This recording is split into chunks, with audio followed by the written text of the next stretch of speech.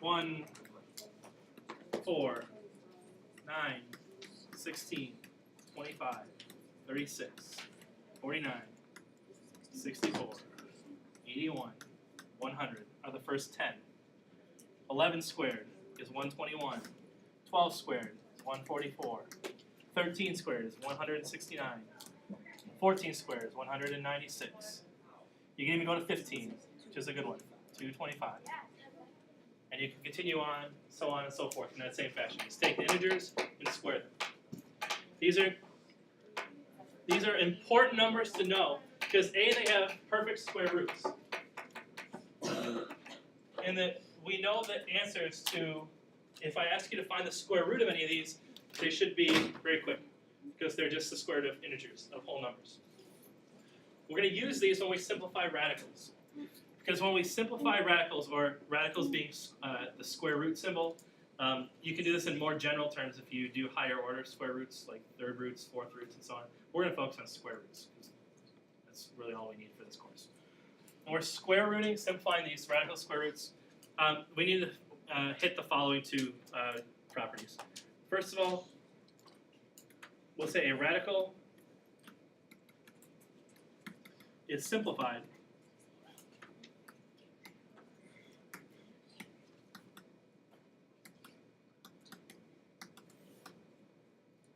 a radical is simplified if, one, there are no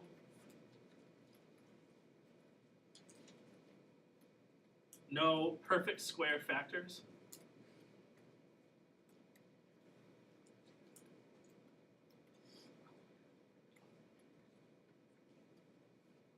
Under the radical.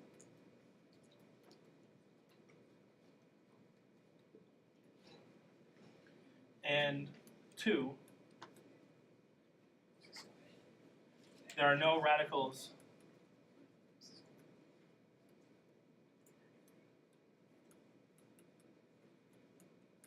in a denominator.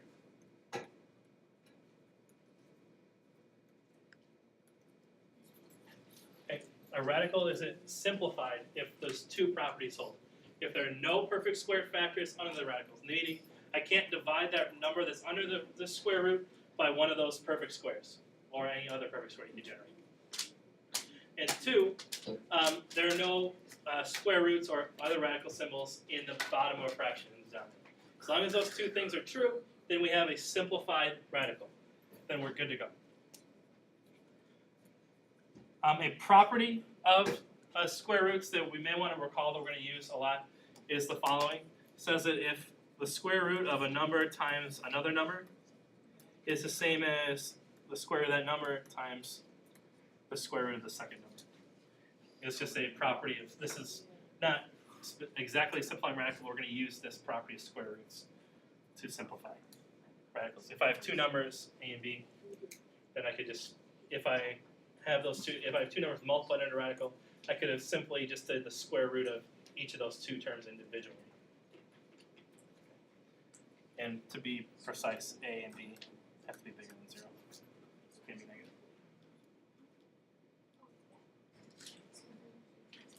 Okay. So, if I want to start simplifying some radicals, I have a bunch of examples here. If I want to say simplify square root of 800, I'm going to look at my list of perfect squares and find, ideally we'll find the largest perfect square that goes into whatever's underneath. What's the largest perfect square that goes into 800? On our list, it's 100. Yep. On our list, it's 100. So from our list, we see that 100 goes into 800. How many times does 100 go into 800? 8 times. So I'm going to rewrite 800, square root of 800 as the square root of 100 times 8.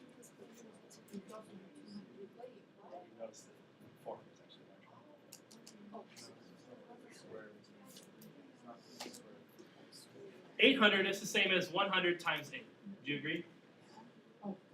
This is the same as this. So I'm going to take this, and now I'm going to use that property and say that if I have a square root of two things multiplied, I'm going to break this into two different square roots. I'm going to break square root of 100 times 8 into square root of 100 times the square root of 8. Why do we do this? Well, you know one of these two square roots. What is one of these two square roots? Root 100 is just the whole number 10.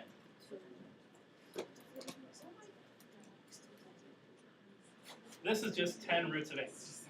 Unfortunately, this isn't done yet. I actually picked a good one to start off because we don't meet the first criteria of being simplified radical. There's still perfect squares that are underneath of this radical. There's a perfect square factor that goes into 8. 4. So we'll repeat this process. So we'll say now we have 10 times 4 times 2. And I'm going to skip the step where I break this into two separate ones and say, what's the square root of 4?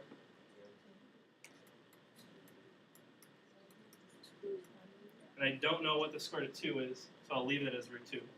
And now 10 times 2 is 20.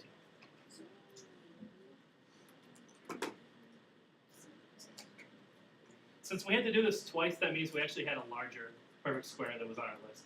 Specifically, we could have done actually 20 squared, which is 400, goes into 800 even.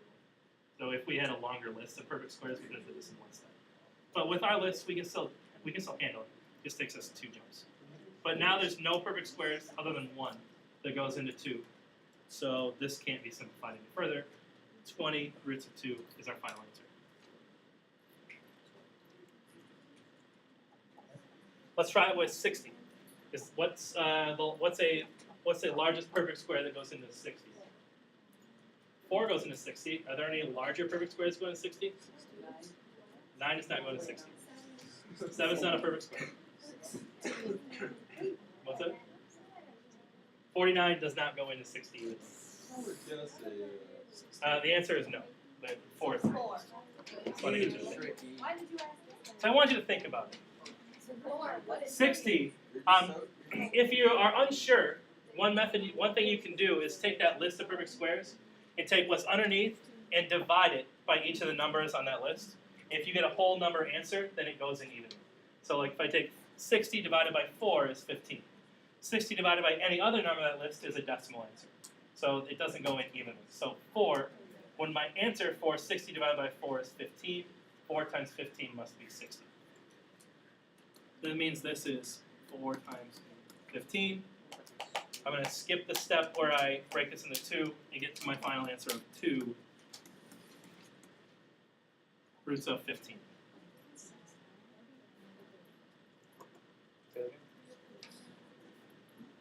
Root 30. What's the largest perfect square that goes into 30?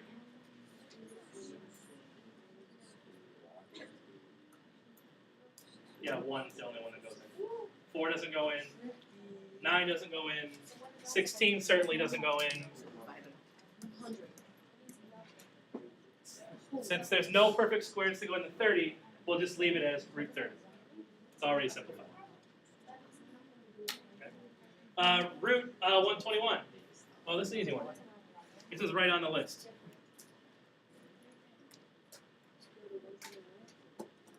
Square root of 121, that's on the list. That's 11. That's good. Yeah. When I start encountering fractions, fraction bar is just division. Division and multiplication are basically the same thing.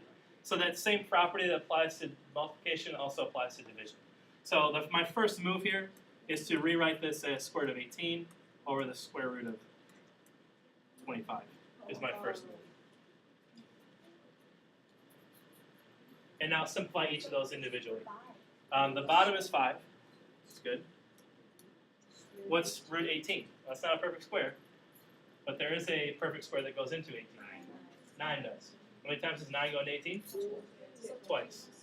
So this is the same as root 9 times 2.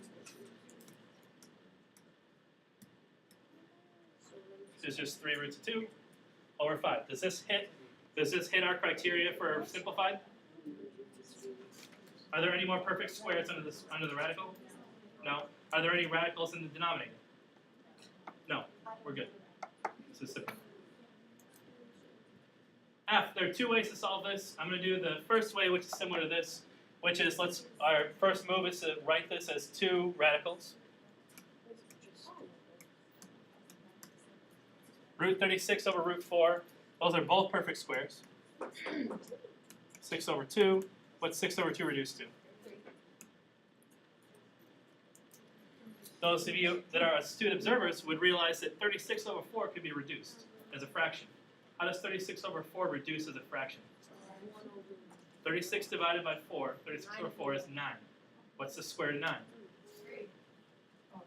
3. You can do it either way, as long as it works out.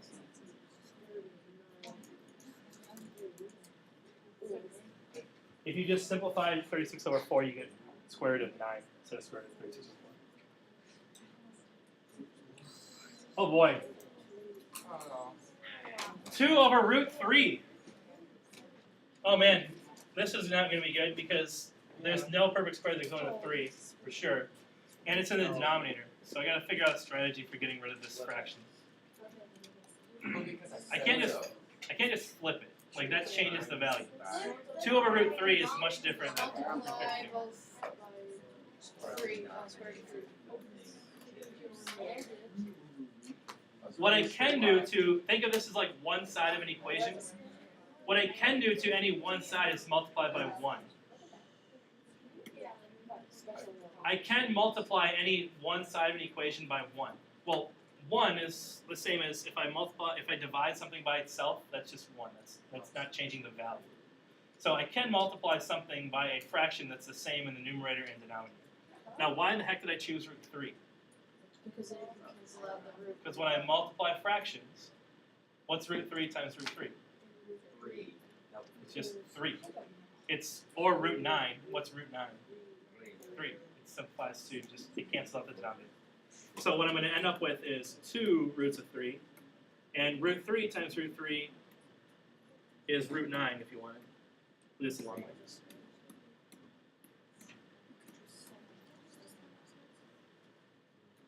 I'm going to multiply by that radical I can't get rid of, is the goal here.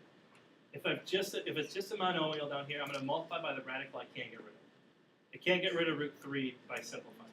So I'm going to multiply top and bottom by it. The reason I'm going to do that is because if I multiply root 3 by root 3, square root times itself undoes that square root symbol. It's the same as if I multiply these two, I could just multiply the two numbers underneath.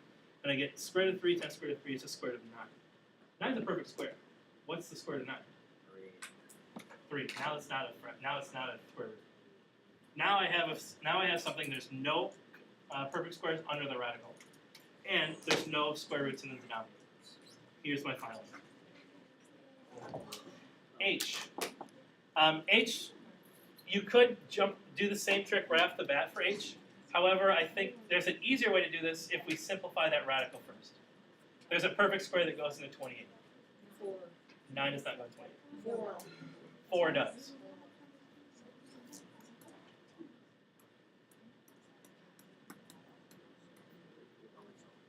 Root 28 is the same as 28 is the same as 4 times 7.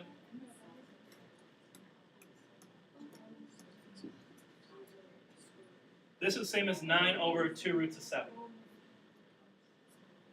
Unfortunately, this doesn't hit our second criteria of no radicals in the denominator. So we got to get rid of this. So I can do the same thing I did over here. Now you could multiply by 2 roots of 7, but that's you're gonna have to simplify your fraction later. Let's multiply by the radical we can't get rid of. So the only thing we really can't get rid of is this root 7. So to make life kind of as easy as possible, we'll just choose to multiply by that radical, that root 7. 9 times root 7 is just 9 roots of 7. What's 2 times root 7 times root 7? What's root 7 times root 7? 14.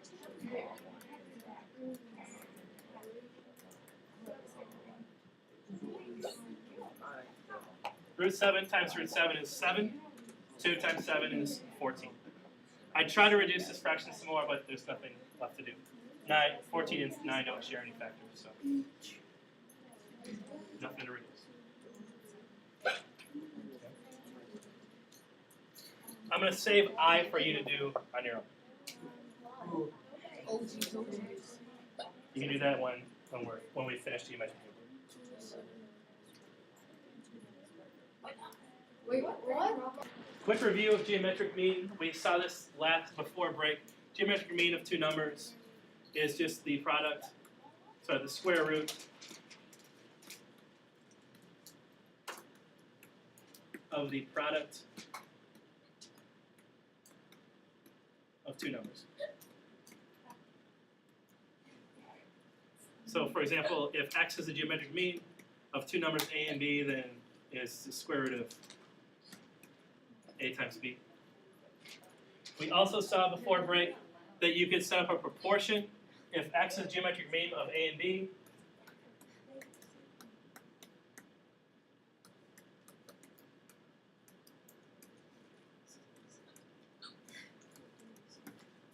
That this proportion leads to this formula. That x is the geometric mean of these two numbers. Okay, we talked briefly about this before break. So combining geometric mean with two numbers down here, we can use this, and now we can actually do some radical simplifying. If I throw some crazy ones at you, like 2 and 50, we could jump right to the formula here and say the geometric mean has got to be 2 times 50. First one is just 10. A 4 and 36.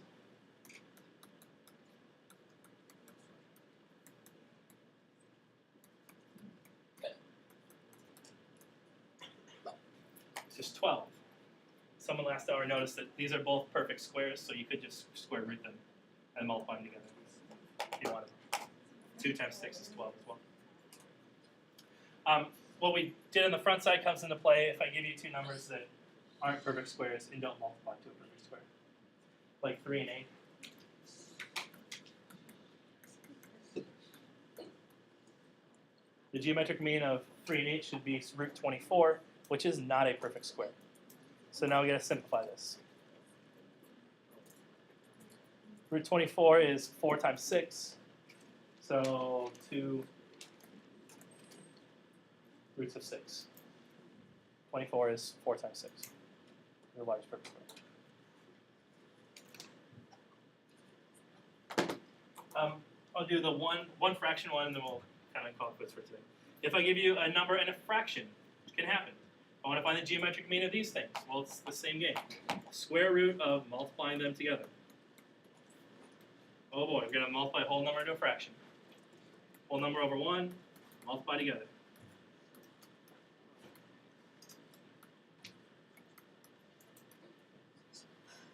Square root of 1/2. Not good, because we have a denominator, we have a radical over a denominator.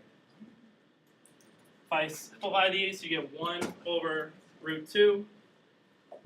Now play your little trick. Let's multiply top and bottom by root 2.